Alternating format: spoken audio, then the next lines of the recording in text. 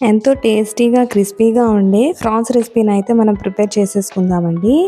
ఇది మనకి చపాతీతో కూడా చాలా బావుంటుంది. లేదు అంటే సైడ్ డిష్ కింద కూడా చాలా బావుంటుంది.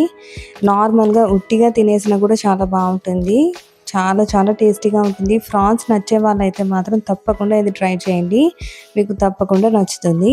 ఫస్ట్ అయితే ఫ్రాన్స్‌ని నీట్‌గా కడిగేసి పెట్టేసుకోవాలండి. ఇప్పుడు ఆ ఫ్రాన్స్ కడిగేసిన తర్వాత అందులో కొంచెం సాల్టు, కొంచెం పసుపు, కొంచెం మిరియాల పొడి, కొంచెం కారం వేసుకొని నీట్‌గా కలిపేసుకోవాలి. నీట్‌గా కలిపేసి ఒక హాఫ్ అన్ అవర్ పాటు పక్కన పెట్టేసుకుందాము. అది కొంచెం బాగా అంటే ఆ ఫ్రాన్స్‌కి నీట్‌గా మంచిగా పడతాయన్నమాట. ఉప్పు, కారం, మిరియాలు ఇవన్నీ వేసాం కదా! అదంతా కూడా నీట్‌గా కొంచెం వాటికి పడుతుంది. ఇప్పుడు ఒక పాన్ తీసుకొని అందులో ఒక 2 స్పూన్స్ నెయ్యి అయితే వేస్తున్నాను. బటర్ అయినా కూడా వేసుకోవచ్చు. నెయ్యి వేసేసుకొని ఇప్పుడు మనం పక్కన పెట్టుకున్న ఫ్రాన్స్ ఉన్నాయి కదా, అవన్నీ వేసేసుకొని నీట్‌గా ఫ్రై చేసుకోవాలి. మనం ఒక 5-10 మినిట్స్ నీట్‌గా ఫ్రై చేసుకుంటే సరిపోతుందండి.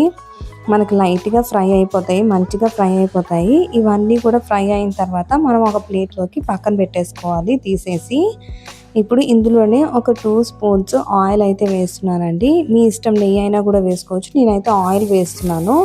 ఆయిల్ వేసుకొని బాగా సన్నగా తరిగిన వెల్లుల్లి, పచ్చిమిర్చి వేస్తున్నాను. అవి 2 కూడా లైట్‌గా మనకి వేగాలి. వేగిన తర్వాత కొంచెం మిరియాల పొడి, కొంచెం కారం కూడా యాడ్ చేస్తున్నాను. యాడ్ చేసిన తర్వాత లైట్‌గా చిన్నది ఒక 1 మినిట్ వేగిన తర్వాత మనం ఆల్రెడీ పక్కన పెట్టుకున్న ఫ్రాన్స్ ఉన్నాయి కదా, వాటిని కూడా వేసేస్తున్నాను.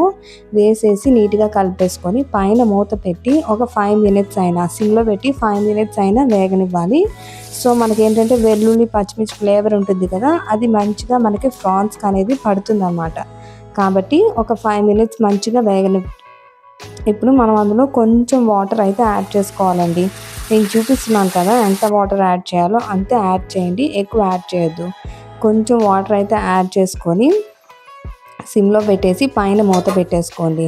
అది బాగా దగ్గరికి మగ్గనివ్వాలి.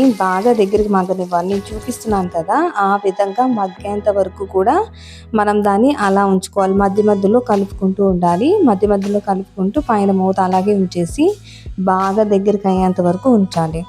ఈ విధంగా మనకి ఫ్రై అయ్యేంత వరకు ఉంచాలండి. మనకి మంచిగా కుక్ అయిపోతాయి ఫ్రాన్స్ అనేవి. చాలా చాలా బాగుంటుంది ఇది టేస్ట్ మాత్రం. మీరు కూడా తప్పకుండా ట్రై చేయండి. ట్రై చేసి ఎలా ఉందో కామెంట్స్‌లో మాత్రం నాకు చెప్పడం మర్చిపోవద్దు. ఇలాంటి ఎన్నో వీడియోస్ కోసం మన ఛానల్ అయితే సబ్స్క్రైబ్ చేయండి. ఈ వీడియో నచ్చినట్టయితే మాత్రం ప్లీజ్ లైక్ చేయండి. ఈ ఈ రెసిపీ మాత్రం చాలా చాలా బాగుంటుంది. తప్పకుండా ట్రై చేయండి. బాయ్.